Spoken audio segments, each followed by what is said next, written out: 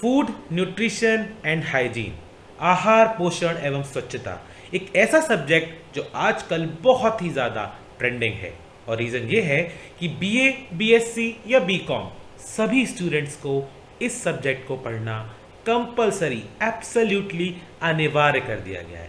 क्यों? क्योंकि new education policy के अंदर हर सेमेस्टर में को करिकुलर एक्टिविटी, को करिकुलर सब्जेक्ट के रूप में इन सारे सब्जेक्ट्स को प्रस्तावित किया गया है। And the semester 1 is having food, nutrition and hygiene as your subject. भाई खाना तो हम खाते ही हैं, न्यूट्रिशन हम पाते ही हैं और हाइजीन में रहना हमें बहुत पसंद है। उसके बावजूद हमें ये पढ़ना बहुत ज़्यादा ज़रूरी है क्योंकि ये आएगा हमारे मेन एग्जामिनेशंस में। तो शुरू करते हैं हम लोग आज का video unit 1 of food, nutrition and hygiene के साथ, जो है concept of food and nutrition. Hindi में कहूं तो भोजन की अवधारणा एवं पोषण के बारे में हम यूनिट 1 में पढ़ने वाले हैं। डिटेल्स में देख लेते हैं क्या पढ़ेंगे। इसके साथ साथ मैं ये भी बता देता हूं कि वीडियो में जो टेक्स्ट है वो हिंदी और इंग्लिश दोनों लैंग्वेज में है। तो अगर आप राजकीय कॉलेज के स्टूडेंट हैं या किसी इंग्लिश कॉलेज के स्टूडेंट हैं या फिर आप किसी एडिट कॉलेज के स्टूडेंट हैं या आप भाषा में हिंदी पसंद करते हैं या इंग्लिश पसंद करते हैं, उसका सोल्यूशन जो है इस वीडियो में एब्सोल्युटली अवेलेबल है। शुरू करते हैं और सबसे पहले देखते हैं कि इस इकाई में, इन दिस यूनिट, हम क्या पढ़ने वाले हैं। तो ये कुछ चीज़ें हैं जो हम इस वाली यूनिट के अंदर कवर करेंगे। आप देखिए, हम लोग फूड की डेफिनेशन पढ़ेंगे। आप कहेंगे सर फूड की क्या डेफिनेशन होती है? फूड बोले तो जहाँ दिख जाए खाओ, प्लेट को सफा चट कर दो, लेकिन कुछ टेक्निकल बातें भी होती हैं, टेक्निकल डेफिनेशन, क्योंकि एग्जाम में तो ये लिख के आएंगे नहीं फूड मतलब खाना, नहीं, एग्जाम में तो एक अच्छी सी डेफिनेशन लिखनी पड़ेगी। तो फूड की डेफिनेशन, न्यूट्रिएंट्स की डेफिनेशन, न्यूट्रिशन की डेफिनेशन, हेल्थ यानी स्वास्थ्य की definition, balance diet, balance diet मतलब संतुलित आहार। संतुलित आहार वो होता है जिसमें सभी चीजें, सभी न्यूट्रिएंट्स हमें आदर्श यानी आइडियल तरह से मिलते हैं, उसके बारे में हम पढ़ेंगे। टाइप्स ऑफ न्यूट्रिशन पढ़ेंगे कि भाई ऑप्टिमम न्यूट्रिशन चाहिए या मोटू पतलू वाली जोड़ी बनानी है, यानी अंडर न्यूट्रिशन में जाना है या ओवर न्यूट्रिशन में जाना है। मील प्लानिंग के बारे में हमें पढ़ना है कि कैसे मील को प्लान किया जा सकता है और अच्छा भोजन जो है जीवन में ग्रहण किया जा सकता है। और लास्टली हम पढ़ेंगे food groups and functions of food. जी हाँ, जिस तरीके से हम दोस्तों के ग्रुप्स होते हैं ना, गर्ल्स का ग्रुप होता है, बॉयज़ का ग्रुप होता है, एक स्कूल का ग्रुप होता है, एक कॉलेज का ग्रुप होता है, इसी तरह खाने पीने की चीज़ों के भी ग्रुप्स होते हैं। उसके बारे में हम आगे पढ़ेंगे। इस यूनिट को शुरू करते हैं। सबसे पहले मैं आपके सामने लेकर आ रहा हूं एक बहुत ही खास चीज़। आपने ये बैनर बहुत देखा होगा, इनफैक्ट आपने इस डायलॉग का बहुत ज़्यादा यूज़ भी किया होगा कि भाई जिंदगी में क्या चाहिए? बस रोटी, कपड़ा और मकान। ये एक फिल्म थी, बहुत ही फेमस फिल्म, मनोज कुमार साहब की, बहुत पुरानी, रोटी, कपड़ा और मकान। जरा गौर करो और देखो कि इसमें जो पहला पॉइंट एम्फसाइज किया गया था वो क्या किया गया था? रोटी। रोटी मतलब खाना। इंसान खाना खाएगा तभी तो आगे चलेगा। फौज, आर्मी भी होती है ना, बिना खाना खाए लड़ नहीं सकती है। आप भी बिना खाना खाए जीवन में आगे नहीं बढ़ सकते। क्यों? क्योंकि खाना जो है ना वो बिल्कुल किसी गाड़ी में डलने वाले पेट्रोल की तरह है। It is the fuel to our body. तो रोटी, कपड़ा और मकान में रोटी का जो एम्फेसिस है ना, वो इस भोजन, पोषण एवं स्वच्छता के सब्जेक्ट का आधार है कि रोटी के बिना, रोटी का मीन्स फूड से बात हो रही है, उसके बिना आगे बढ़ना जीवन में किसी भी तरीके से संभव ही नहीं है। तो इस पोस्टर को जरा ध्यान में रखिएगा और आगे चलिएगा। देखिए, भोजन जो है हमारे अस्तित्व का एक बेसिक पार्ट है। अस्तित्व मतलब हमारा एग्जिस्टेंस का बेसिक पार्ट है। आप जानते हैं हम सब कुछ किए बिना रह सकते हैं। हो सकता है आप पिक्चर देखे बिना रह लें, हो सकता है कि आप गेम्स खेले बिना रह लें, हो सकता है कि आप अपने मोबाइल के बिना भी रह लें। मुश्किल है लेकिन रह सकते हैं। लेकिन खाने के बिना रह लें ये तो संभव नहीं है ना। देखिए, यहाँ बहुत इंपॉर्टेंट चीज़ लिखी है और आप संग संग नोट भी करते जाइएगा, क्योंकि जब एग्जाम में हमें लिखना होता है ना तो ऐसे जो डायलॉग्स होते हैं ना वो हमें बहुत ज़्यादा पॉइंट दिलवा देते हैं, हमें एक्स्ट्रा मार्क्स दिलवा देते हैं। क्या? रोटी, कपड़ा और मकान। क्या? ये खाना जो है हमारी बॉडी के लिए फ्यूल है, ईंधन का काम करता है। जैसे गाड़ी में पेट्रोल डलता है, डीजल डलता है, ये जो मैं लैपटॉप से इस समय बात कर रहा हूँ इसमें बैटरी इसका फ्यूल है, इसको चार्ज करने के लिए इलेक्ट्रिसिटी है। वैसे ही हमारी बॉडी को चार्ज करने के लिए, हमारी बॉडी को चलाने के लिए जो ईंधन है वो क्या है? वो है फ्यूल। इन वर्ड्स को ध्यान रखना है, आप सबको ध्यान रखना है, क्योंकि while writing in your examination आपको इस तरह की चीजें लिख के आनी है कि भाई पूछ ले फूड के बारे में बताओ, तो जो हम खाते हैं वो फूड है, ऐसे थोड़ी लिख के आना है, हमें अच्छे से लिख के आना है कि भाई फूड तो हमारे जीवन के अस्तित्व का जो है ना मुख्य भाग है, वो फ्यूल है जो हमारे बॉडी को चलाने के लिए काम करता है। देखिए ध्यान से पढ़िए, बच्चों और युवाओं के विकास को सुनिश्चित करने, स्वस्थ जीवन जीने और गर्भावस्था और स्तनपान के दौरान जरूरतों के अनुरूप होने के भोजन के उपयोग के बारे में वर्षों से जानकारी का खजाना एकत्रित किया गया है। यहाँ कह रहा है कि बहुत सारी इंफॉर्मेशन मौजूद है कि भाई बच्चों को कैसे खाना है, बहुत सारी इंफॉर्मेशन मौजूद है बुजुर्गों को कैसे खिलाना है। आप जानते हैं कि बुजुर्ग हैं, उनके खाने पीने की ज़्यादा ख्याल रखने पड़ते हैं, ग्रोइंग किड्स के खाने पीने का ज़्यादा ख्याल रखना पड़ता है, प्रेग्नेंट लेडीज़ के लिए ज़्यादा ख्याल रखना पड़ता है। तो कह रहे हैं कि इसके लिए बहुत सारी इंफॉर्मेशन जो है ना, बहुत सारी इंफॉर्मेशन ऑलरेडी मौजूद है। हमें क्या करना है, हमें अब उसको पढ़ना है, हमारे टाइम आ गया कि हम उसको समझें। खाने के बारे में जो पढ़ाई होती है, यानी फूड न्यूट्रिशन की जो हम पढ़ाई कर रहे हैं, उसका एक बहुत बड़ा फायदा यह भी है कि हमारा जो नॉर्मल लाइफ है ना, ये को करिकुलर सब्जेक्ट्स जो हैं, जितने को करिकुलर सब्जेक्ट्स हैं, इनका सोल ही ये है कि हम नॉर्मल जीवन की कई चीज़ों को इस तरीके से सीखें कि वो हमें हमारे लाइफ में हेल्प दे सकें। यहाँ क्लियर लिखा है, देखिए बच्चों ये वाला पार्ट पढ़िए, food studies are also use to recover from illness. कहते हैं ना बुखार आ रहा है, डेंगू हो गया है, प्लेटलेट्स कम हो गए, कीवी खाइए, आपने पढ़ा ना कीवी खाइए। इसी तरीके से कहते हैं हीमोग्लोबिन कम हो गया है, अनार खाइए भाई, अनार में हीमोग्लोबिन बढ़ेगा, आयरन बढ़ेगा आपका अगर आप अनार खाएंगे। तो ये सब चीज़ें जो होती है ना, ये पढ़ाई जो है ये हमें ये सिखाती है कि कुछ खाने किसी चीज़ में फ़ायदेमंद है, कुछ खाने किसी चीज़ में फ़ायदेमंद है, और ये भी बताएंगे कि कुछ खाने जो है ना किसी चीज़ में नुकसानदायक भी हो सकते हैं। ठंडा नहीं खाना है या फिर तेल कम खाना है, कितनी सारी चीज़ें हो सकती हैं, वो हमें सब सीखनी है। इस यूनिट में हम सीख रहे हैं। और यहाँ देखिए क्या लिखा है, certain foods are good for maintaining good health, और कुछ फूड क्या होते हैं, हानिकारक के रूप में वर्गीकृत किए जाते हैं। तो ऐसा होता है, कुछ खाने जो होते हैं वो किसी किसी के लिए नुकसानदेह भी हो सकते हैं। जब हम ये पढ़ेंगे बेसिकली फूड एंड न्यूट्रिशन को, आप अपने एग्जाम में भी ये वर्ड को यूज करिएगा कि फूड एंड न्यूट्रिशन ना साइंस है।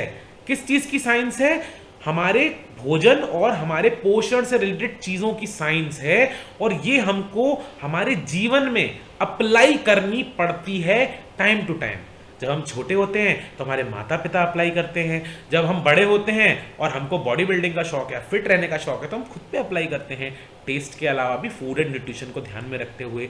फिर हम जब और बड़े हो जाते हैं तो हम अपने बच्चों पे अप्लाई करते हैं। तो ये एक ऐसी साइंस है फूड एंड न्यूट्रिशन की जो हमें हमारे जीवन में अप्लाई करने की टाइम टू टाइम ज़रूरत पड़ती है। ये सब्जेक्ट आपको एनेबल करेगा, देखिए यहां से पढ़िए, this subject will enable you to disseminate, फैलाने की कोशिश, आपको पावर देगा क्या, नॉलेज, ऐसी नॉलेज जो हमारे आसपास एग्जिस्टिंग फॉल्स आइडियाज हैं फूड के बारे में। कई लोगों को गलत जानकारी भी हो सकती है कि भाई इस खाने को खाने से शायद ऐसा होगा, इस फल को खाने से शायद ऐसा होगा। वो सारी हमारे जो पूर्वाग्रह हैं, जो हमारी गलतफहमियां हैं, वो दूर भी करेगा ये सब्जेक्ट, और इसके साथ साथ हमें इतनी सारी नई चीज़ें सिखाएगा जो भविष्य में इन फ्यूचर हमारे फूड सिलेक्शन को सीधा सीधा अफेक्ट करेगा, और आपकी हेल्थ में तो बहुत ही बड़ा कॉन्ट्रीब्यूशन डेफिनेटली कर सकता है। मैं आपको ये भी बता देता हूं कि फूड न्यूट्रिशन और डाइटिशियंस जो है आज के ज़माने में ना एक कैरियर बन चुका है। आप जानते हैं करियर के रूप में लोग इसको अपनाने लगे हैं। आप क्रिकेट अगर देखते हो तो इंडियन क्रिकेट टीम के साथ भी एक डाइटिशियन रहता है, फुटबॉल की टीम्स के साथ भी डाइटिशियंस रहते हैं, आईपीएल की हर टीम के साथ डाइटिशियंस रहते हैं। हेल्थ सेक्टर जो है ना वो बूम पे है। क्यों? क्योंकि इतना बड़ा पॉपुलेशन है, और हेल्थ जो है एक बहुत ही इंपॉर्टेंट पैरामीटर है। स्पेशली कोविड-19 के बाद तो इम्यूनिटी बूस्टिंग फूड, ये टर्म इतना ज़्यादा चला है कि अब तो इस सब्जेक्ट को पढ़ने के बहुत खास मायने हैं। आगे चलते हैं। आप समझिए कि फूड न्यूट्रिशन एंड हेल्थ जो है, ये स्टेटमेंट से जो याद रखने से, रोटी कपड़ा मकान, या जैसे मैंने आपसे कहा क्या कि फूड जो है फ्यूल है हमारी बॉडी का, वैसे एक ये भी सेंटेंस है, एक स्टेटमेंट है कि फूड न्यूट्रिशन एंड हेल्थ जो है ना वो इंटरकनेक्टेड है। खाना खाएंगे तो न्यूट्रिशन पाएंगे, भाई खाना खाएंगे तो पोषण पाएंगे हिंदी में, और खाना खाएंगे पोषण पाएंगे तो हमारी हेल्थ यानी स्वास्थ्य अच्छा बना रहेगा। हिंदी में भी अच्छा बना रहेगा, इंग्लिश में भी अच्छा बना रहेगा। इन स्टेटमेंट्स को याद रखिएगा, ऑब्जेक्टिव में भी काम आ सकते हैं आपको, और इसके साथ साथ डिस्क्रिप्टिव लिखने के लिए तो खैर ये आपको बहुत काम करेंगे। आगे चलते हैं। यहां पर हम शुरुआत करते हैं कुछ बुनियादी परिभाषाओं के साथ, बेसिक डेफिनेशंस। क्यों? क्योंकि हर एग्जाम में कोई भी आंसर जब आप लिखने जाते हैं या कोई भी ऑब्जेक्टिव क्वेश्चंस भी आते हैं तो डेफिनेशंस अक्सर जो होते हैं उसका पार्ट होते हैं। तो जरा आप ये पढ़ लीजिए कि फूड क्या है। देखो अब यहां ये फिर एक वर्ड आ गया जो आपको यूज करना है। फूड कच्चा माल है, रॉ मटेरियल। भाई जूता बनता है तो उसके लिए लेदर आती है या फोम आती है, रेक्सिन आती है, वो उसका कच्चा माल होता है। ठीक है, जब हम कुछ खाने में बड़ा अच्छा सा बना रहे होते हैं तो प्याज काट के रखते हैं, टमाटर काट के रखते हैं, वो कच्चा माल होता है। और जो अल्टीमेटली चीज निकल के आती है उसको कहते हैं फिनिश्ड प्रोडक्ट, एंड प्रोडक्ट, जो अंतिम चीज बन के निकली। तो खाना क्या है? रॉ मटेरियल है। किसके लिए? हमारी बॉडी के लिए। बॉडी के लिए रॉ मटेरियल का काम करता है, जिसकी वजह से हमारा जो शरीर है वो चलता रहता है। जरा यहां पे पढ़िए, ईटिंग और drinking of the right kinds and amounts of food can ensure good nutrition and health. अगर हम सही मात्रा में खाएंगे और पिएंगे, पिएंगे से मतलब वो वाला पीने की बात नहीं हो रही है, दूध पिएंगे और भी कई सारी हेल्दी ड्रिंक्स होती हैं जो हमको लेनी चाहिए। अगर हम सही मात्रा में खाएंगे या पिएंगे तो हमें क्या इंश्योर कर सकते हैं? हम अपना गुड न्यूट्रिशन इंश्योर कर सकते हैं, जिससे अल्टीमेटली अच्छी हेल्थ इंश्योर होगी। तो यहां पर फूड की डेफिनेशन दे रहा है कि फूड क्या है। फूड वो रॉ मटेरियल है जो हमारी बॉडीज को चलाने में मदद करता है, हमारे शरीर को चलाने में मदद करता है। अगर हम उसे सही मात्रा में खाएंगे, सही मात्रा में लेंगे तो अंततः हमारा जो स्वास्थ्य है वो एकदम बढ़िया ही रहेगा। फूड जब हम खाते हैं, डाइजेस्ट करते हैं, तो वो हमारे शरीर के विभिन्न अंगों में जाके एसिमिलेट हो जाता है और उसकी वजह से ही हमारी बॉडी ग्रो करती है, छोटे से बड़ी ग्रो करती है, या फिर हमारी बॉडी जो होती है इट कीप्स गोइंग, हमें चलते रहने की जो शक्ति प्रदान करता है वो क्या करता है? फूड करता है। Food supplies energy, enables growth and repair of tissue and organs. आप जानते हैं कि हमारे शरीर में प्रति सेकंड, हर नैनो सेकंड में कई टिश्यू बनते हैं, कई टिश्यू मर जाते हैं, फिर प्रोड्यूस हो जाते हैं। हमारे ऑर्गन्स को चलने के लिए शक्ति चाहिए, हमारे शरीर को बढ़ने के लिए, और हमारे जैसे हम बहुत ज्यादा थक जाते हैं फिर खा पी के सो जाते हैं, वो रिपेयरिंग होती है जो बॉडी की, उन सब चीजों को हमारी बॉडी के फंक्शंस के लिए, हर चीज के लिए क्या इंपॉर्टेंट है दोस्तों?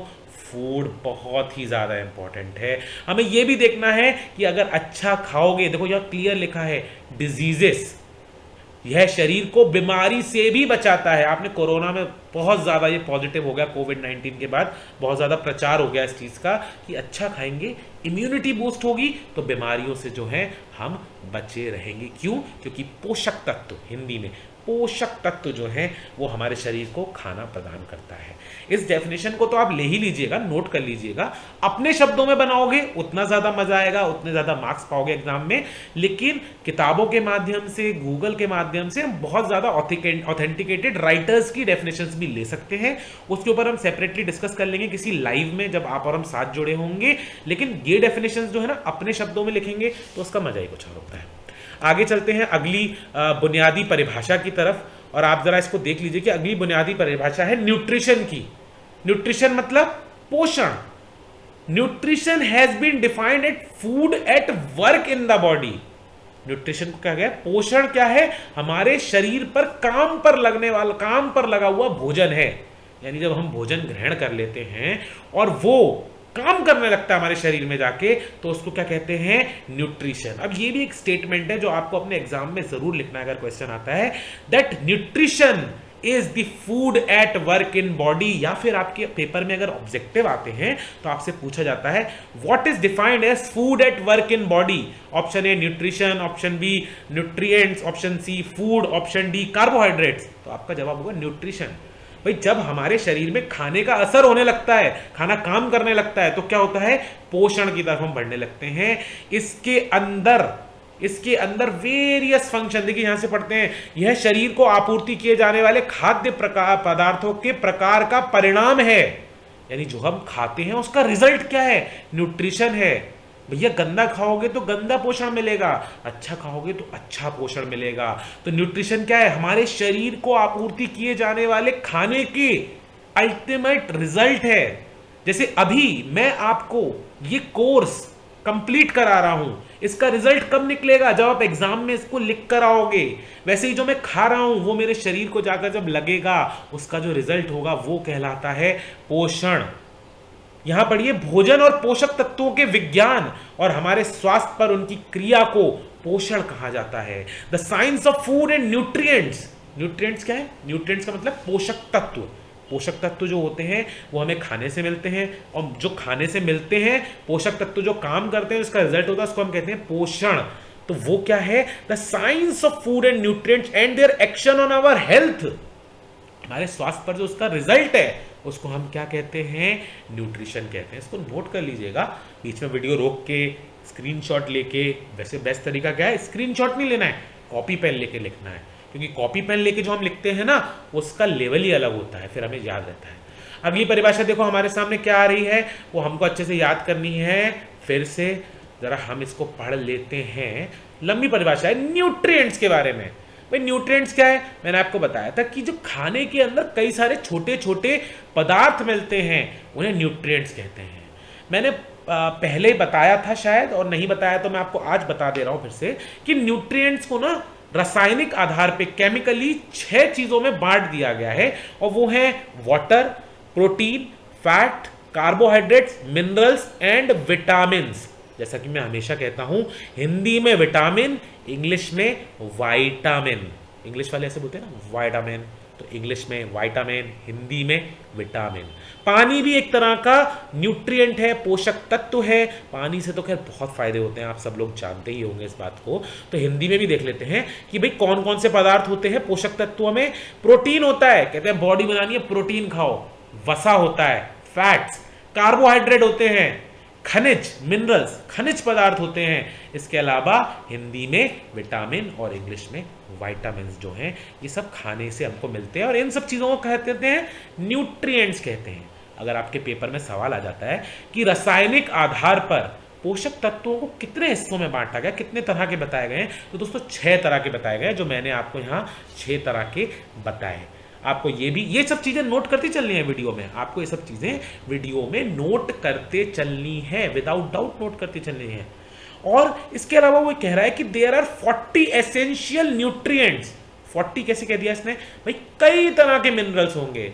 आपको पता है ना, विटामिन कई तरह के होते हैं, ए होता है, बी होता है, सी होता है, के, कितने सारे तरह के विटामिन होते हैं, उसके बारे में हम सेपरेटली भी पढ़ेंगे। बट कह रहा है कि 40 से ज्यादा, अब ये याद रखना है, क्यों? एग्जाम में लिखने में बड़ा इंपॉर्टेंट है। अच्छे से लिख के आना, 40 से ज्यादा न्यूट्रिएंट मिलते हैं। अच्छे से लिख के आना, रासायनिक आधार पर 6 हिस्सों में बांटा गया है, on the basis of chemical composition. You can also right, मैं आपको बता देता हूं कि जो हमारे पोषक तत्व हैं, न्यूट्रिएंट्स हैं, वो हमें प्लांट से भी मिलते हैं और हमें एनिमल से भी मिलते हैं। उनका ओरिजिन एनिमल भी हो सकता है, जैसे खाने की चीज़ है ना, एनिमल से घी मिलता है, दूध मिलता है। प्लांट से क्या मिलता है हमको? वो मिलता है, सब्जियां मिलती हैं विभिन्न तरह, आलू वगैरह सब प्लांट ही तो है ना, तो हम उसमें भी बाइफर्केशन कर सकते हैं। और रासायनिक आधार पे तो 6 तरह के मैंने आपको बता ही दिए। भोजन द्वारा आपूर्ति किए जाने वाले 40 से अधिक पोषक तत्व हैं, जिनका उपयोग जीवन और शारीरिक फिटनेस के लिए आवश्यक हजारों पदार्थों का उत्पादन करने के लिए किया जाता है।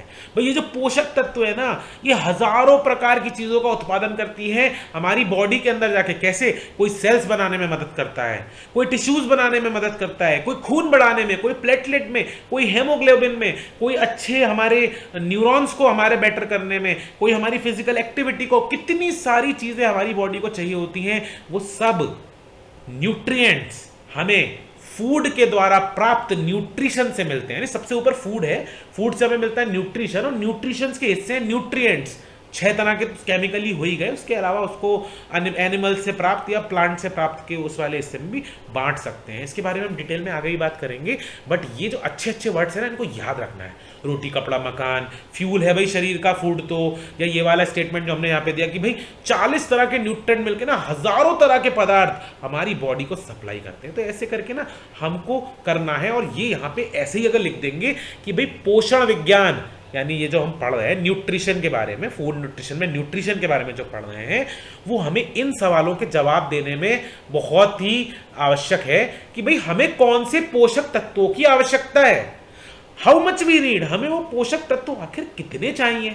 ये थोड़ी है कि भाई विटामिन ही खाए जा रहे हैं, विटामिन की गोलियां खा खा के पागल हो गए, ऐसे थोड़ी काम चलेगा। हमें तो सारे न्यूट्रिएंट्स चाहिए एक सी मात्रा में। वाई वी नीड दीज, आखिर हमें क्यों चाहिए भाई? हमारी बॉडी को विटामिन क्यों चाहिए? कोई विटामिन आँख की रोशनी बढ़ाने के लिए अच्छा है, कोई विटामिन जो है वो आपके बालों की क्वालिटी के लिए अच्छा है। ये सारे हम पढ़ेंगे अलग से कि कौन सा विटामिन। गाजर खाते हैं आंखों की तेजी के लिए, बादाम खाते हैं दिमाग चुस्त दुरुस्त रहता है। तो जो विटामिन मिल रहे हैं, जो हमें पदार्थ मिल रहे हैं ना, वो हमें क्यों चाहिए, इसका सवाल भी हम पोषण विज्ञान के अंदर पढ़ते हैं। लास्ट में हम देख लें कि हम इन्हें कहां से प्राप्त कर सकते हैं। मोस्ट इंपॉर्टेंट बात है, जैसे कि आप मेरे वीडियो पे आए तो आपने ये सोचा कि भाई फूड न्यूट्रिशन एंड हाइजीन का जो मैटर है, जो पढ़ाई है, हम कहां से करें। आई एम श्योर कि आपके कॉलेज में आपके टीचर्स आपको बहुत अच्छे तरीके से पढ़ा रहे होंगे, लेकिन जो सेल्फ स्टडी आजकल जो है वो बड़ी मॉडर्नाइज हो गई है। हम लोग यूट्यूब करते हैं तुरंत तो देखते हैं कोई भी एडिशनल रिसोर्स मिल जाए पढ़ाई का। तो जब आपने एडिशनल रिसोर्स ढूंढने की कोशिश करी होगी तो आपको मेरा वीडियो मिला होगा। वैसे ही जब हम भोजन के बारे में पढ़ते हैं, पोषण के बारे में पढ़ते हैं, तो हमें यह पता चल जाता है कि इसके बारे में कि ये जो पर्टिकुलर विटामिन है, मिनरल है, कार्बोहाइड्रेट आखिर हमें मिलेगा कहां से। तो ये क्वेश्चन भी जो है फूड न्यूट्रिशन एंड हाइजीन का सब्जेक्ट और जो हमारी न्यूट्रिशनल साइंस है वो हमें देती है कि हम कहां से न्यूट्रिएंट लें, कितने लें, कैसे मिल सकते हैं और हमें क्या क्या न्यूट्रिएंट्स की आखिर आवश्यकता है। चलो भाई आगे बढ़ते हैं। आई होप अभी तक सब क्लियर चल रहा होगा। चैट बॉक्स में भी आप पूछ सकते हो, मैं जवाब ध्यान देता रहूंगा। ये कुछ एडिशनल इंफॉर्मेशन है, कृपया ध्यान दें। अटेंशन प्लीज, अटेंशन में ऐसे खड़े हो जाइए आप सब लोग। क्यों? क्योंकि ये इंफॉर्मेशन वो है जो एग्जाम में डिस्क्रिप्टिव में लिखने लायक है, इसके अलावा लाइफ में तो हेल्प देंगी ही। अच्छा, जब भी मैं बोलता हूँ ना डिस्क्रिप्टिव में लिखने लायक है, तो उसके साथ साथ ये भी मतलब है कि कहीं आपके पेपर में ऑब्जेक्टिव क्वेश्चन ही आ जाए उस चीज से। तो अगर आप लिखना जानते हो किसी चीज को ना, तो आप ऑब्जेक्टिव वगैरह तो हवा में उड़ा दोगे, मुझे विश्वास है। देखो भी मैं क्या कह रहा हूं कि जब कोई चाइल्ड, बच्चा बढ़ता है ना, तो उसकी जिंदगी में, उसके शरीर में रैपिड चेंज आते हैं। तो क्या लिखा है कि जो ग्रोथ रेट होता है ना, वो नाटकीय रूप से तेज हो जाती है जब बच्चा बड़ा होता है, और ये शरीर के हर अंग को प्रभावित करती है। हमने देखा ना, छोटा बच्चा एकदम से बड़ा होता है, अब तो हम बड़े हो गए भी, अब अटक गए, अब हम परेशान है, हमारी हाइट क्यों नहीं बढ़ रही है। मोटा आदमी मोटा रहेगा, पतला पतला हो गया, छोटा बच्चा बड़े रैपिडली बढ़ता है ना। तो कह रहा है कि ड्रामेटिकली बढ़ती है due to activity of hormones and it effects each and every organ of the body, making healthy eating absolutely unavoidable. यानी आपकी उम्र से, यानी कुछ साल पीछे की बात कर ले, और अभी भी जो हमारे 23-24 साल से छोटे या 21-22 साल से छोटे हमारे भाई बहन हैं, वो लोग ये बात जरा ध्यान से सुन ले कि हेल्दी ईटिंग एब्सोल्युटली अनअवॉइडेबल है। हिंदी में कहते हैं अपरिहार्य, मतलब इसको तो अवॉइड किया ही नहीं जा सकता। क्यों? क्योंकि आपकी जिंदगी में, आपकी ग्रोथ में, आपके खाने पीने की वजह से आपके ऑर्गन्स की डेवलपमेंट को भी ना, बॉडी की डेवलपमेंट को टोटली इफेक्ट करती है। स्पेशली चाइल्ड की बात यहाँ पे हो रही है, लेकिन 20-21 साल तक जो है खाना जो है बहुत ही इंपॉर्टेंट होता है। Remember that. देखो फिर एक स्टेटमेंट आ गया है। क्या स्टेटमेंट आ गया है? एग्जाम में लिखने वाला। Remember that you are what you eat. आप वही हैं जो आप खाते हैं। आप दूध पिएंगे दाब के तो आप मजबूत हैं, आप कमजोर खाना खाएंगे तो आप कमजोर हैं। You are what you eat. Please please please इस चीज को नोट करके रखना। हिंदी और इंग्लिश में एग्जाम में आए, मौका मिले, किसी को कभी डायलॉग मारना हो ना, कि दिखाना हो मुझे बड़ी नॉलेज है, ये चीजें ही हैं वो जो आपको बोलनी है। We eat different kinds of food such as salad खाते हैं हम लोग, दाल खाते हैं, चपाती खाते हैं, ब्रेड खाते हैं, rice, vegetable, milk, curd etcetera. और ये सब क्या करते हैं? हमको डिफरेंट टाइप के न्यूट्रिएंट्स प्रोवाइड करते हैं। चाहे वेजिटेरियन हो, चाहे नॉन वेजिटेरियन डाइट हो, वो हमें डिफरेंट काइंड का, हमें कुछ ना कुछ न्यूट्रिएंट प्रोवाइड करता है। तो ऐसी चीजों को थोड़ा सा ध्यान रखना है। क्यों? क्योंकि जब आपका डिस्क्रिप्टिव पेपर आएगा तो आप वहां पर इन एडिशनल इंफॉर्मेशन को पेस्ट करके अच्छे से लिख के एक्स्ट्रा मार्क्स गेन कर सकते हैं। यहां पे ये भी ऑब्जेक्टिव क्वेश्चन मिल रहा है आपको कि जब बच्चा बड़ा होता है तो उसकी स्पीड ना ड्रामेटिकली चेंज होती है। तो यानी सबसे फास्ट किसकी ग्रोथ होती है? वो छोटे बच्चों की होती है। ऑफ कोर्स एक चार्ट है, मैंने प्रेजेंट किया आप लोगों के लिए कि पोषक तत्वों की जरूरत बचपन में बढ़ती है। या ध्यान रखना, इसको नोट कर लें, ये ना ऑब्जेक्टिव पेपर में बिल्कुल आ सकता है। सबसे ज्यादा बचपन में बढ़ती है, ऐसे बढ़ती चली जाती है। किशोरावस्था में अपने मैक्सिमम पे होती है। एडोलेसेंस में, किशोरावस्था में जो हमारी है वो एकदम मैक्सिमम पे हो जाती है, फिर वो लेवल ऑफ हो जाती है, यानी कि एक स्टेबल हो जाती है भाई, उतनी ज़रूरत है। और फिर जैसे जैसे हमारी एज एक पर्टिकुलर एडल्ट होने के बाद जब एज जैसे जैसे बढ़ती चली जाती है तो हमारी जो न्यूट्रिएंट्स की नीड है, हमारी बॉडी को जो फ्यूल चाहिए, जो खाना चाहिए, उसकी नीड कम होनी शुरू हो जाती है। आपने अपने घर में बड़े लोगों को सुना होगा कहते हुए, अरे जब हम जवान थे, वंस अपॉन अ टाइम, जब हम जवान थे ना तो हम क्या करते थे, हम तो 10 रोटी खा जाया करते थे, हम 20 रोटी खा जाया करते थे, हम यहाँ से छलांग मारते थे कृष की तरह और हम चांद पे पहुंच जाया करते थे। अरे हम तो क्या करते थे, सूरज को धागे में बांध के पतंग की तरह उड़ाते, मतलब ये बात की बातें तो मजाक की थी, कहते ना 10 रोटी खा जाते थे, इतनी सब्जी खाते थे, पैदल 5 किलोमीटर चले जाते थे। वाकई में ऐसा करते थे वो लोग। क्यों?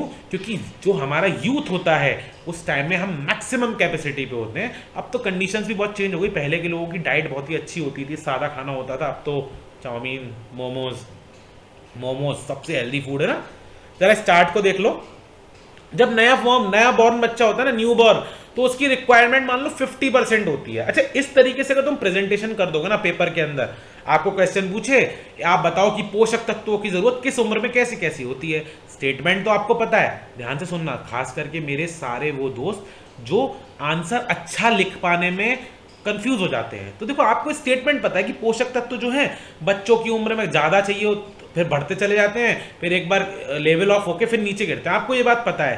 तो यार बढ़िया सा डायग्राम बना दो ना, ऐसे करके चार्ट सा बना दो। देखो मैंने बनाया है, शुरू में कम होती है, अर्ली चाइल्डहुड में 60% जरूरत है, लेट चाइल्डहुड में उसको और ज्यादा जरूरत है, एडोलसेंस होते होते मैक्सिमम हो जाती है, एकदम बिल्कुल चरम पे, भाई अब तो सबसे ज्यादा खाना मैं यही खाऊंगा, अब तो मैं चांद पे भी चला जाऊंगा छलांग मार के, फिर मैं चांद पे ही बैठा रहूंगा कुछ दिन के लिए। और फिर धीमे धीमे करके हम जब एडल्ट होते हैं गिरनी शुरू होती है। और इस बात को ऑब्वियस से माने कि जैसे जैसे आगे बढ़ेगा ना, ये देखो मेरा कर्सर देखना, ये इस तरीके से नीचे आती चली जाएंगी। ये सारे पॉइंट अगर आपने नोट कर लिया, अच्छे से लिख दिए ना, मजा आ जाएगा बस भाई, आपको नंबर देने मिलने से कोई रोक नहीं सकता। चलो आगे चलते हैं, बुनियादी परिभाषाएं जो थी उनको थोड़ा और आगे बढ़ा लेते हैं। अब मैं आपको परिभाषा देने जा रहा हूं हेल्थ। भैया हेल्थ क्या है? हेल्थ के बारे में WHO ने कहा है, health is the state of complete. Health मतलब ये नहीं है कि ऐसे करके दिखा दिया कि देखो भाई कितना मोटा डोला है, नहीं नहीं नहीं, ये हेल्थ नहीं है। मैं एकदम स्लिम ट्रिम हूँ, कोई लड़की मुझसे कहे सर मैं तो एकदम स्लिम ट्रिम हूँ, हेल्दी हूँ, नहीं नहीं नहीं, हेल्दी होने का मतलब स्लिम ट्रिम होना या मोटा होना या बॉडी होना, ये सब हेल्दी नहीं है। हेल्दी क्या है? देखो WHO ने क्या कहा, health is the state of complete physical, body तो होनी चाहिए, इमोशनल, लोग इमोशनली हेल्दी नहीं है। आजकल तो इंस्टाग्राम पे कितने उल्टे सीधे पोस्ट आते हैं ना, इंस्टाग्राम हम करते हैं, किसी का दिल टूटा हुआ है, किसी का पैर टूटा हुआ है, किसी का कुछ टूटा हुआ है, मतलब ये सब जो वाला मैटर है ना, इमोशनल वेलनेस भी एंड सोशल वेलबींग। एक व्यक्ति जो अपने तक सीमित रहता है, उसकी कोई सोसाइटी में कोई दखल ही नहीं है, ना कोई उसको पूछता है, ना वो किसी से बात करता है, तो वो कोई हेल्दी नहीं माना जाता। तो ये ध्यान रखिए कि हेल्थ क्या है, फिजिकल, इमोशनल और सोशल, तीनों तरीके से एकदम फिट होना। और उसके साथ साथ ना केवल ये नहीं मान सकते कि केवल डिसीज नहीं है उसके अंदर, अगर कोई व्यक्ति डिसीज फ्री है तो उसको हेल्दी हम कैटेगराइज नहीं कर सकते हैं। कोई बंदा, आपने देखा होगा, आपने एक स्टोरी पढ़ी होगी कुछ समय पहले, सुशांत सिंह राजपूत एक एक्टर थे, फिजिकली फिट, पैसे की कोई कमी नहीं जीवन में, सोशली पॉपुलर, बट वो इमोशनली फिट नहीं थे, हेल्दी नहीं थे। सुसाइड की वजह से उनकी डेथ हुई, जो कि बताया गया, मुझे नहीं पता क्या था, लेकिन कई लोग होते हैं आप सरप्राइज रहते हैं, अरे उसने सुसाइड कर ली, वो उसकी इमोशनल अनहेल्दीनेस शो करता है। तो जब भी कभी आए ना, what is the definition of health, लिख के आना सब लोग। It is not only about being disease free, it is not only about being having an attractive body and looking fit, खूबसूरत दिखना या फिर अच्छे शरीर को पाना ही हेल्दी होना नहीं है। हेल्दी मतलब है physically, emotionally and socially wellbeing होना। तो ये शब्द है ना, इसको ध्यान रखना। और ये डेफिनेशन किसने दी है? WHO। हु का मतलब ये होता है कौन, कौन ने दी है? हु ने दी है। हु कौन है? वर्ल्ड हेल्थ ऑर्गेनाइजेशन, सबसे हमारी एपेक्स संस्था जो है विश्व की, किस संबंध में? हेल्थ के संबंध में। और ये देखिए 1948 से डेफिनेशन बनी हुई है। इसका मतलब साफ साफ है कि ये डेफिनेशन काफी कुछ एनकैप्सुलेट अपने अंदर ग्रहण की हुई है। तो एनकैप्सुलेट एक ऐसा वर्ड है, एग्जाम में लिखना, जब आपको लिखना हो ना कि ये जो बात है इसके अंदर बहुत सारी बात छुपी हुई है, सारी बात एक जगह पे एकत्रित है, तो शब्द क्या यूज करना? एनकैप्सुलेट, अपने अंदर ग्रहण की हुई, एनकैप्सुलेट। स्वस्थ रहने के लिए जरूरी है कि हम अपने आहार में पर्याप्त मात्रा में जरूरी पोषक तत्वों का सेवन करें। शारीरिक स्वास्थ्य शायद सबसे आसानी से समझा जाने वाला पहलू है, लेकिन अन्य पहलुओं को नजरअंदाज नहीं किया जा सकता। जैसा कि मैंने कहा कि शरीर अच्छा होना तो एक ऐसा पहलू है जो दिख जाता है, समझ में आ जाता है इंसान, ये मैं दौड़ लेता हूं भैया बहुत तेज, लेकिन बाकी फैक्टर्स आसानी से समझ में आने वाले नहीं है। कोई व्यक्ति अंदर से परेशान है, इमोशनली उसकी डेवलपमेंट वीक है, वो चीज़ आसानी से समझ में आने वाली नहीं होती, लेकिन वो बहुत इंपॉर्टेंट है। तो दोस्तों इस डेफिनेशन को याद रखना, इस डेफिनेशन को एक्सप्लेन करने के लिए तैयार रहना, क्योंकि आने वाले समय में आपको लिखने के साथ साथ पर्सनल लाइफ में भी ये पता होनी चाहिए। फिर से एक पॉइंट आ गया जरा ध्यान देने वाला कि न्यूट्रिशन एंड हेल्थ क्या है। एक कॉइन के दो हिस्से हैं और ये एक दूसरे से अलग नहीं किए जा सकते। हेल्थ किस चीज पे डिपेंड करती है कि हम कैसा न्यूट्रिशन ले रहे हैं, कैसा खाना खाते हैं और कैसा न्यूट्रिशन ले रहे हैं। फूड एक सिंगल फैक्टर है जो हेल्थ और फिटनेस और न्यूट्रिशन को बांध के रखा हुआ है। एक इंडिविजुअल जो कि WHO की परिभाषा पर खरा उतरेगा, देखो बड़ा ध्यान से सुनना, ये फिर वो शब्द आ गए कि भाई न्यूट्रिशन हेल्थ एक दूसरे से कनेक्टेड है। न्यूट्रिशन मिलता है तो हेल्थ बनती है। हेल्थ कब बनती है? जब न्यूट्रिशन मिलता है। फूड से हमको क्या मिलता है? न्यूट्रिएंट्स मिलते हैं। न्यूट्रिएंट्स हमें न्यूट्रिशन प्रदान करते हैं और हमारी हेल्दी बॉडी मेंटेन हो जाती है। इसके साथ साथ एडिशनल फैक्टर्स यानी मेंटल और सोशल और इमोशनल वेलबींग जो मैंने आपको बताई थी, वो सारे फैक्टर्स भी इसके अंदर हमें समाहित करने हैं। और ये ध्यान रखना, यहां पर लिखा है कि food is the most important single factor for health and fitness. तो अगर आपके ऑब्जेक्टिव क्वेश्चन में आ जाए what is the most important single factor for health and fitness, उसमें आपको ऑप्शन दे दे न्यूट्रिशन, ऑप्शन दे दे न्यूट्रिएंट्स, नहीं भैया फूड लिख के आना है। Food is the most important single factor. खाने से ही न्यूट्रिशन है, खाने से ही न्यूट्रिएंट है, नहीं तो है ही नहीं। ये ध्यान रखिए। एंड में फिर वही एक डायलॉग होता है ना, अच्छा वाला डायलॉग, इतनी शिद्दत से मैंने तुम्हें पाने की कोशिश की है। शाहरुख खान ने ये डायलॉग मारा ओम शांति ओम में और सब लोग एकदम से मतलब सुनते रह गए उसको। कुछ डायलॉग्स होते हैं ना, चक दे इंडिया, अक्सर हम बोलते हैं, वैसे ही एक डायलॉग है कि एक व्यक्ति जो WHO की परिभाषा पे खरा उतरेगा, वो व्यक्ति अपने जीवन की हर हिस्से में उत्कृष्टता हासिल करेगा, हर हिस्से में वो बाउंस बैक करेगा अगर कभी वो नीचे भी गिर जाता है तो। WHO की परिभाषा हमने पीछे पढ़ी, फिजिकल, इमोशनल और सोशली अगर कोई व्यक्ति हेल्दी है तो वो ना केवल अपने जीवन की हर हिस्से में एक्सेल करेगा, सबसे आगे रहेगा, बल्कि उसके साथ साथ वो व्यक्ति अगर कभी नीचे भी गिर जाता है, कभी नीचे उसके जीवन में कोई लो मोमेंट आता है, तो he will bounce back from the lows. पहलू उत्कृष्टता हासिल करेगा और आसानी से जीवन के निम्न बिंदुओं से पार पा लेगा। भाई हिंदी वालों के लिए भी मैंने बड़े अच्छे से मेहनत से किया है, तो प्लीज नोट करना। और मैं एक्सपेक्ट करता हूं कि हिंदी वाले मेरे सारे स्टूडेंट्स हैं ना, वो लोग भी अच्छे से अपने एग्जाम के अंदर लिख के आएंगे। पीछे थोड़ा डिस्टर्बेंस हो रहा है ना, उसके लिए सॉरी, थोड़ा सा है, लेकिन ये इसकी डिस्टर्बेंसेस जो है आई होप मैं अपनी आवाज से दबा पा रहा हूं। तो हिंदी वाले जो है ना वो भी अच्छे से इसको करेंगे। एक और बुनियादी परिभाषा आ गई, बैलेंस डाइट। बैलेंस डाइट का मतलब क्या है? बैलेंस डाइट का मतलब है कि मैं अपने सर एक पैर पे खड़ी हो जाऊंगी या मैं अपने एक पैर पे खड़ा हो जाऊंगा और ऐसे बैलेंस करते हुए यूं यूं करके ऐसे ऐसे करके गिरूंगा नहीं, बिल्कुल भी बैलेंस हो जाऊंगा एकदम, और फिर मैं एक अमरूद खाऊंगा, एक अनार खाऊंगा। भाई ये नहीं है बैलेंस डाइट। बैलेंस डाइट का मतलब है कि एक ऐसी डाइट जो हमें विभिन्न प्रकार के न्यूट्रिएंट्स को, मतलब शब्दों से समझ में आ रहा है, बैलेंस डाइट का मतलब वो डाइट जो हमारे विभिन्न प्रकार की जो नीड्स हैं शरीर की, न्यूट्रिएंट्स की, उसको पूरी करते हैं। जरा पढ़ लेते हैं। Balance diet provides with all the essential nutrients in sufficient quantity. जितने भी जरूरी न्यूट्रिएंट्स हैं ना, चाहे वो प्रोटीन हो चाहे विटामिन हो, उनको सफिशिएंट क्वांटिटी में प्रोवाइड करती है। वो डाइट क्या कहलाती है? बैलेंस डाइट कहलाती है। क्या करती है ये हमारे शरीर के नीड्स को ना पूरी तरीके से उसको जस्टिफाई करती है, उसको सेटिस्फाई करती है। एक बंदे को समझने की जरूरत है कि वो एक अच्छा प्लान सेलेक्ट करे। और इसके साथ साथ जरा यहां पढ़िए, युवा छात्र और परिवार के बुजुर्ग सदस्य भी इसे समझ सकें और उसका पालन कर सकें। भाई ऐसी बैलेंस डाइट बनाओ अपने जीवन में कि अगर आपके घर में कोई युवा है, छोटे बच्चे होते हैं ना, उनको कुछ भी खिलाना इजी नहीं होता, बड़े बूढ़े होते हैं ना, उनको कुछ भी खिलाना इजी नहीं होता। तो बैलेंस डाइट पे इस तरीके से काम करना है कि वो लोग अच्छे से कोई भी उस बैलेंस डाइट को खा सके। हम लोग बैलेंस डाइट बनाना, मील प्लानिंग के बारे में आगे वाली यूनिट्स में पढ़ेंगे, लेकिन एक बेसिक सी बात यहाँ पर कही गई है। एक संतुलित आहार की रूपरेखा तैयार करने के उद्देश्य से खाद्य पदार्थों, उनके उपयोग और उनके द्वारा प्रदान किए जाने वाले प्रमुख पोषक तत्वों के आधार पर 5 समूह में बांटा गया है। भाई जब किसी चीज़ की प्लानिंग करोगे आप कहोगे मेरे को पिलर बनाना है, इसमें इतना सीमेंट लगेगा, इतना लोहा लगेगा, इतनी लेबर लगेगी, इस जगह खड़ा करना है, कैटेगराइजेशन होगा ना उसका।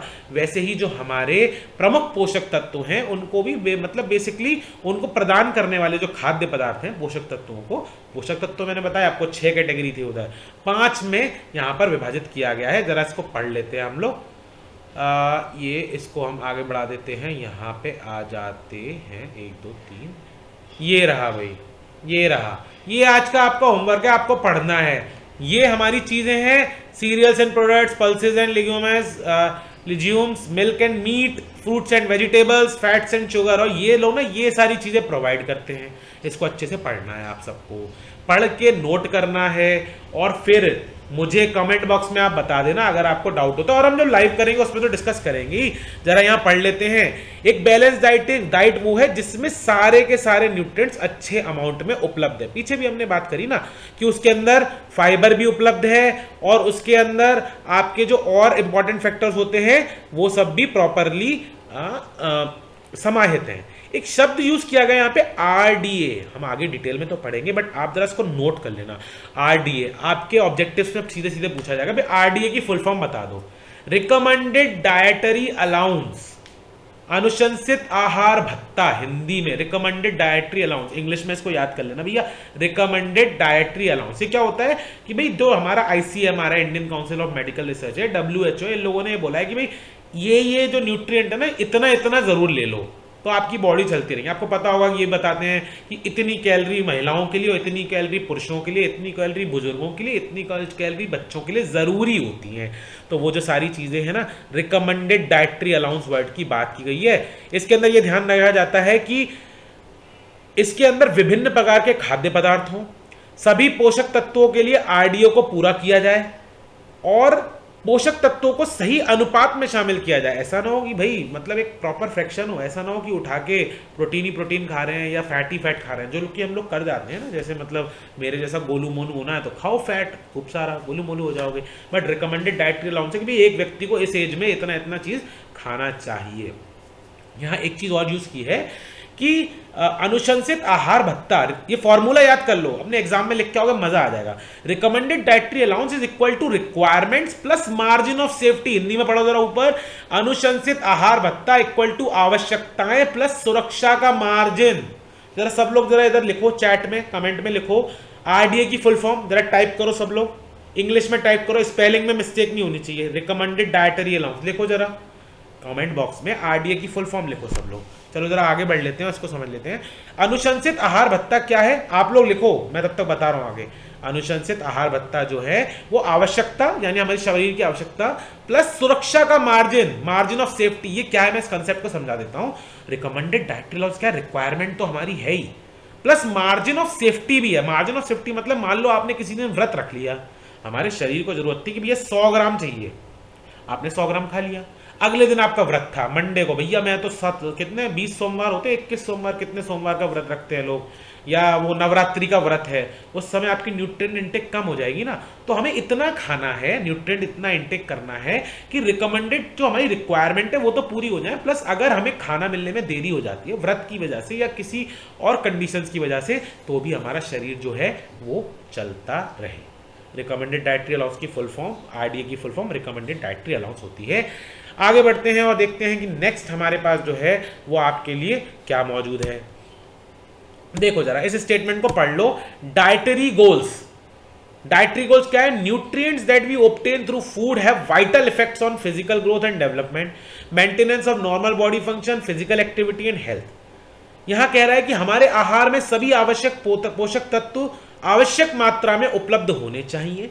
आवश्यक पोषक तत्वों की आवश्यकताएं उम्र, लिंग, शारीरिक स्थिति और शारीरिक गतिविधि के साथ बदलती रहती है। ऑब्वियस सी बात है भाई, जो ज्यादा मेहनत करेगा व्यक्ति, तो जिसका काम ज्यादा मेहनत का है उसके लिए पोषक तत्व की ज्यादा रिक्वायरमेंट होगी। जो व्यक्ति ज्यादा घर रहता है, जैसे कि आजकल हम सब लोग वर्क फ्रॉम होम और ये जो है स्कूल कॉलेज बंद होने की वजह से ऑनलाइन क्लासेस जैसे टर्म्स के साथ हैं। स्कूल में जब स्टूडेंट्स जाते हैं तो भाग दौड़ होती है, आने जाने बहुत सारी चीज़ें होती हैं, तो वहाँ पे पोषक तत्वों की ज़रूरत कम होती है। इसीलिए आपने देखा ये समस्या भी आई कि वर्क फ्रॉम होम की वजह से लोगों ने ओबेसिटी यानी मोटापे की ओर कदम बढ़ा दिए। क्यों? क्योंकि अब फिजिकल एक्टिविटी रिड्यूस हो गई। तो यही कह रहे हैं कि भाई डाइटरी गोल हमारा क्या होना चाहिए। डाइटरी गोल जो है हमारा वो क्या होना चाहिए? ये होना चाहिए कि हम उतनी मात्रा में फूड ले पाए जितनी मात्रा में हमें आवश्यकता है, उतनी पूरी हम कर लें। दिस इज द डाइटरी गोल, हमारा एम होना चाहिए। चलो जी जरा आगे चलते हैं। डाइटरी इंटेक्स लोअर और हायर देन दी बॉडी। अब बहुत इंपॉर्टेंट टर्म्स आ गए। इसके बाद हम इस वीडियो को बंद कर देंगे और नेक्स्ट वीडियो का इंतजार करेंगे। जरा इसको ध्यान से सुनो, यहां क्या लिखा हुआ है। यहां लिखा हुआ है कि जो हमारा डाइटरी इंटेक है लोअर और higher than the body requirement अगर हो जाता है तो अंडर न्यूट्रिशन और ओवर न्यूट्रिशन की स्थिति बन जाती है। यहां जरा समझ लो, क्लियर कट बात। वो ये कह रहा है कि अगर हम जितनी जरूरत है उससे कम खाएंगे तो हम अंडर न्यूट्रिशन में चले जाएंगे, डेफिशिएंसी डिसीज हो जाएगा हमें। कौन सा डिसीज? कि भैया इस बंदे को ये बीमारी इसीलिए क्योंकि इसकी बॉडी में इस चीज की कमी है।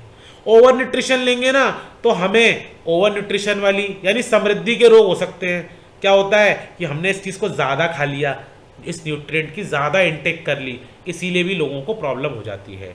Eating too little food during certain significant periods of life, जैसे कि जब छोटा बच्चा होता है, चाइल्डहुड में होता है, एडोलेसेंस में होता है, प्रेगनेंसी में होता है, स्तनपान कराने वाली महिलाएं होती हैं, अगर डिफरेंट एजेस में कम खाना खाएंगे या डिफरेंट एज में ज्यादा खाना खाएंगे, खाने की बात है डाइट से हो रही है, मतलब न्यूट्रिएंट से बात हो रही है, खाना मतलब ज्यादा कम वैसे वाला खाना नहीं, पोषण की बात हो रही है, तो इसके हार्मफुल कंसिक्वेंस आएंगे ही आएंगे। हमें क्या आदर्श एकदम आइडियल फूड को प्लान करना है। आईसीएमआर कहता है कि भाई आदर्श शरीर के वजन को बनाए रखते हुए आबादी के सकारात्मक स्वास्थ्य और इष्टतम प्रदर्शन की स्थिति का रखरखाव, ये कुछ उन्होंने लक्ष्य बनाए हैं। किसने? आईसीएमआर ने। अपने एग्जाम के ऑब्जेक्टिव पेपर के लिए इसकी फुल फॉर्म याद कर लीजिएगा।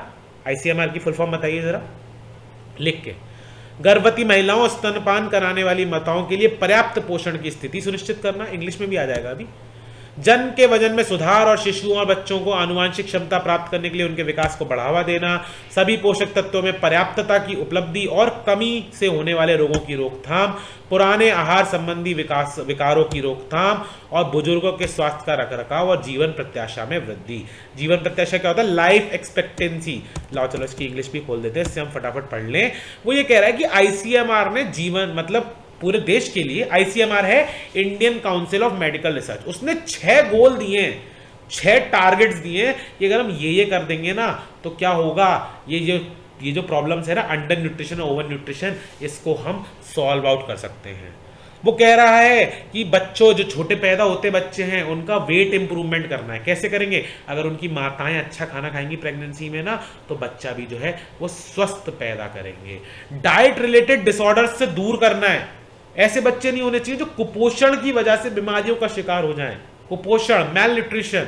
तो वो सब ये आईसीएमआर ने हमें टास्क दिए। आप सब लोग कॉपी पेन लेके वीडियो को पॉज करके इनको नोट कर लीजिएगा क्योंकि ये आपके एग्जाम में आ सकता है। जैसे आईसीएमआर ने कितने सुझाव दिए हैं भाई? 6 सुझाव दिए आईसीएमआर ने। ज्यादा खाना खाने से क्या हो सकता है? अति पोषण हो सकता है। कम खाना खाने से क्या हो सकता है? कहा गया अंडर न्यूट्रिशन हो सकता है। ठीक है, हमें आदर्श खाने की स्थिति की तरफ, या खाने की बात क्यों हो रहा है, डाइट है, फिर से बताता हूं डाइट। आगे बढ़ते हैं, ये जरा पढ़ लीजिए। Right nutritional behaviour and dietary choices are needed to achieve dietary goals.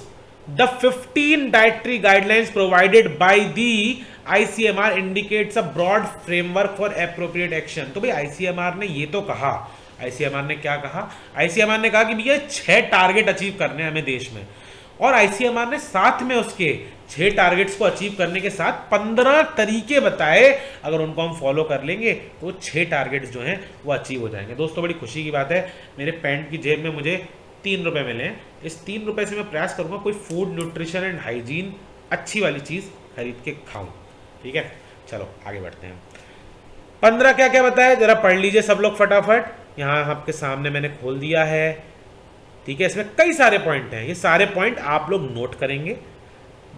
Exercise करिए रेगुलरली, सब्जियां खूब खाइए, पानी खूब पीजिए, घर पे बना हुआ सेमी सॉलिड फूड ही खिलाना है इन्फेंट बच्चों को आफ्टर 6 मंथ। यहाँ कहा भाई बैलेंस डाइट लो, पैदा होते बच्चे को ब्रेस्ट फीडिंग करानी चाहिए, जब बच्चा थोड़ा बड़ा हो जाता है तो उसको सेमी सॉलिड फूड देना है, ऐसा नहीं पूरा मतलब पक्का खाना नहीं देना है, आधा सेमी सॉलिड फूड देना है। बहुत सारी वेजिटेबल फ्रूट खाइए, ईडिबल ऑयल्स को कम खाइए, एनिमल फूड्स को कम खाइए, ओवरवेट से बचें, एक्सरसाइज करें, सॉल्ट के इंटेक, सॉल्ट से है ब्लड प्रेशर जैसी और भी हमारे हार्ट रिलेटेड डिसीजेस हैं, और भी कई चीज़ें हैं जो गलत तरीके के खाना खाने से होती हैं, वो सब चीज़ें करनी है हमको, ख़त्म करनी है, कम खानी है।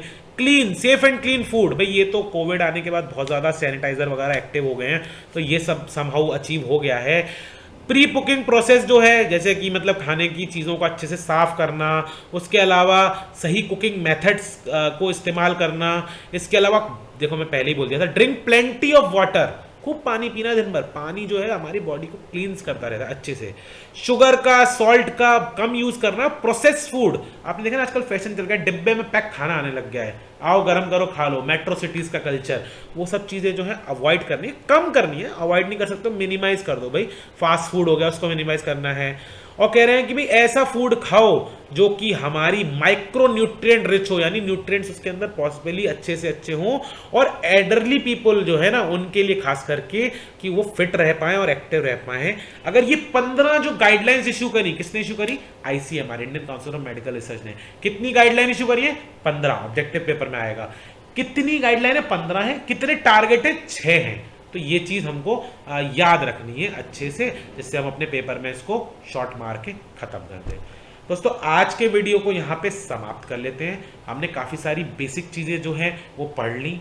आई होप आपने नोट भी किया होगा अच्छे से। नोट नहीं किया है तो वीडियो को रिवाइंड करके नोट कर लीजिएगा, बट बहुत इंपॉर्टेंट कि आप नोट करें, जो इंपॉर्टेंट टर्म्स में बताता हूँ उसको नोट करें, और हम लोग यूनिट 1 को एक और वीडियो बनाकर जहाँ तक है कंप्लीट कर देंगे।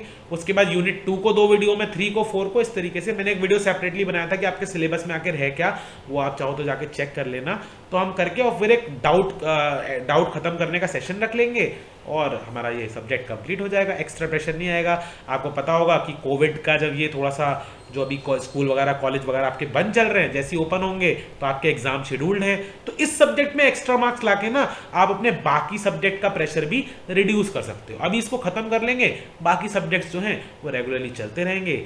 इसी आशा के साथ कि आप लोग बहुत अच्छा करोगे, मैं आज के वीडियो को समाप्त करता हूँ। और मेरा जो चैनल है आप उसको सब्सक्राइब कर लीजिएगा। इसका जो वीडियो जो है इसका मैं एक सेपरेट फोल्डर बना के प्लेलिस्ट में डाल दूंगा। मेरे ब्लॉग स्पॉट का लिंक जहाँ पे आपको काफ़ी इंपॉर्टेंट इन्फॉर्मेशन मिलेगी वो भी वीडियो के डिस्क्रिप्शन में मिलेगा। बहुत सारी सेफ्टी विश करते हुए आप सबकी, मास्क पहने, बाहर जाएं तो सैनिटाइजर का यूज़ करें अगर ज़रूरत है तो। इसके साथ आज की वीडियो से विदा लेता हूँ। A very very big bye bye, see you guys.